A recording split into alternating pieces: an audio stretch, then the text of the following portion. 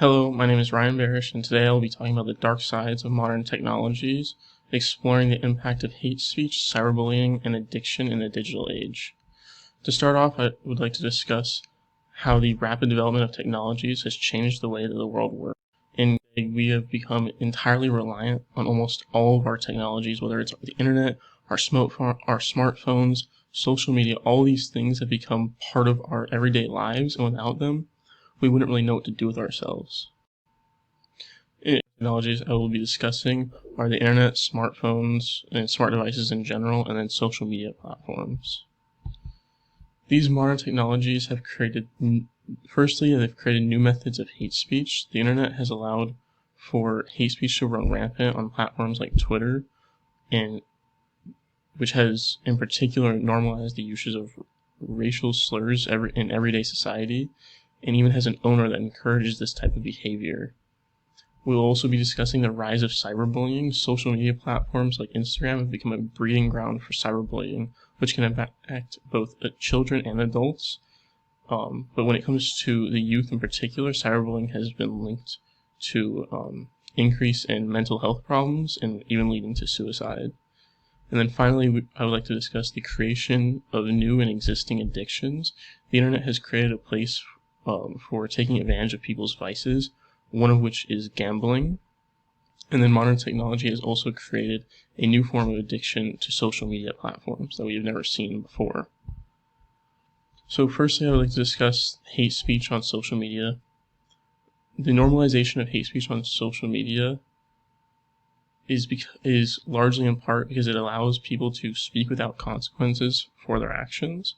This constant exposure to hate speech has also begun to numb people because they see these types of things daily.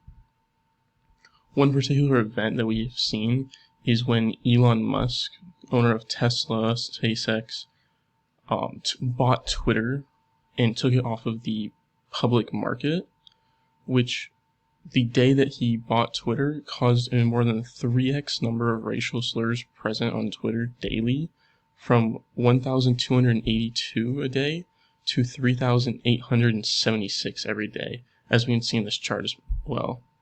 Musk was also responsible for personally unbanning known neo-Nazis due to his belief in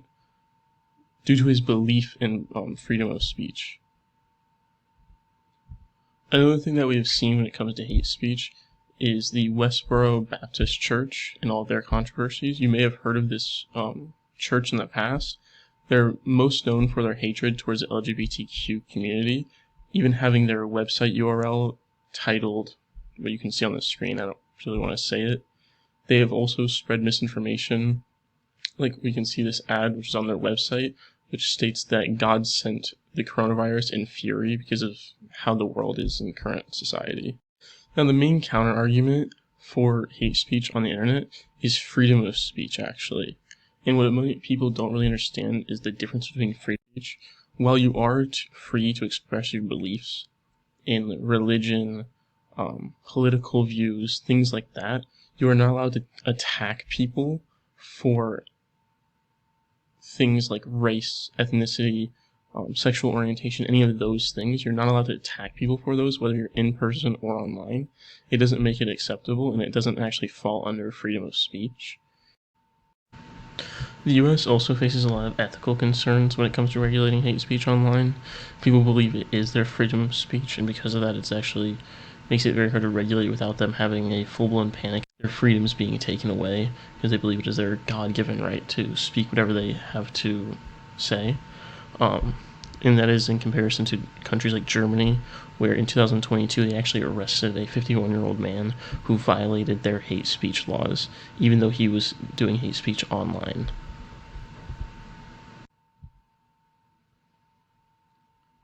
Beyond the internet, we have also experienced the effects of online hate speech, which some people don't really realize. They think it more stays online, but sadly, we have had instances where it has crossed over into the real world, like the Emmanuel African Methodist Episcopal Church mass shooting, where 9 people were left dead because of someone being encouraged by online hate speech to go and commit this act. The next thing I would like to talk about is bullying online and how bullying differs from hate speech. It differs mostly due to it not being racially, ethnically, or gender motivated.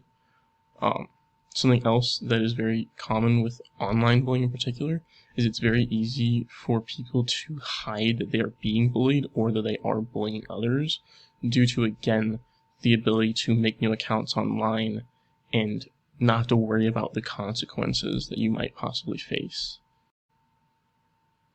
Something else that I also forgot to mention is that because of how it is easy to hide who you are online, studies that have shown you are more likely to be bullied by a friend or someone that you were once friends with rather than someone that was like random, especially for youth in like a school.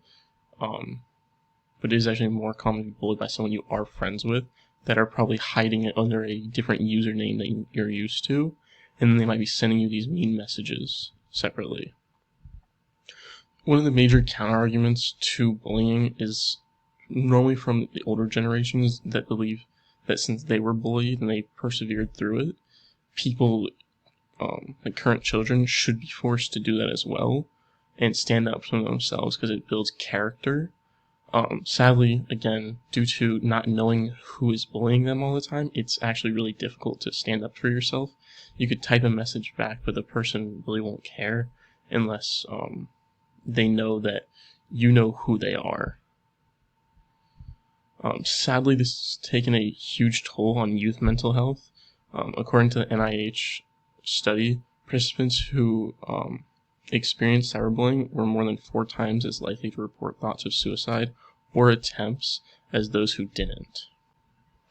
That is a stark comparison when you compare it to the UK, where it's considered illegal to harass, among others, under their 1997 Harassment Act.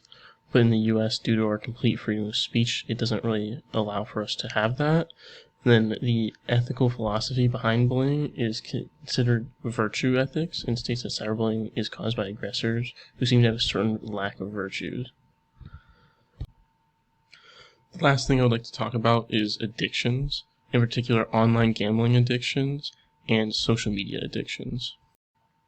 Gambling has always been a thing in the world, and it has always caused a lot of problems and hardship.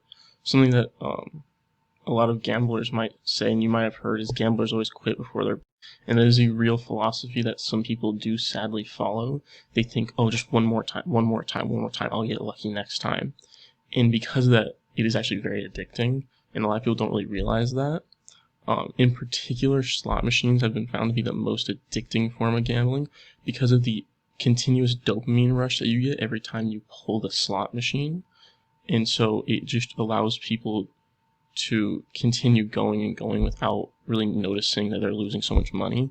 And then doing it online has just opened up the access compared to in the past where it was only in states like Nevada where it was illegal only there. But now it is legal pretty much anywhere due to online casinos. And then another thing about online casinos is that not all of them check a user's age, so actually children are becoming addicted to gambling at a very young age. Social media addictions are also very prevalent in our society, and they actually do a very similar thing. TikTok's algorithm actually does a very similar thing where it continuously provides dopamine hits to your brain to keep you on the app longer. The national average for time spent on TikTok in 2023 was 55.8 minutes every single day. A counter argument to these addictions are, for gambling, people believe that others should be allowed to spend money however they want, but they don't understand that sometimes it is not under their control anymore because it's an addiction. They don't really realize that they're spending so much money until it's already gone. And then social media addictions don't really have too much of a counter. Many people really agree on it, and it's actually taken more seriously than a lot of other forms of addiction, even though that it is really less life-changing in the long run. Sadly, we can't really do much about these gambling and social media addictions because we don't have a way of restricting access to the internet, which would cause a lot of ethical concerns in America. So in conclusion, I'd like to recap a few things. That one being hate speech is once again on the rise due to freedom of speech absolutists like Elon Musk on platforms like Twitter. Bullying online has affected youth's mental health, unlike we have seen previously. And then finally, addictions have spiked due to ease of access to things like gambling and social media. And then here are my references, and then that was it. Thank you.